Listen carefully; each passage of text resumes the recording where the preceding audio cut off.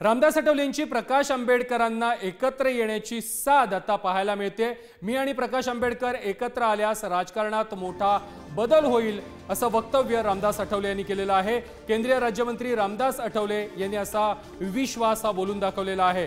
प्रकाश आंबेडकर नेतृत्व करणार असतील तर 4 पावलं मी मागे घ्यायला तयार आहे। रिपब्लिकन पक्षाचं अध्यक्षपद प्रकाश आंबेडकरांना द्यायची माझी तयारी आहे असं देखील आठवले म्हणाले।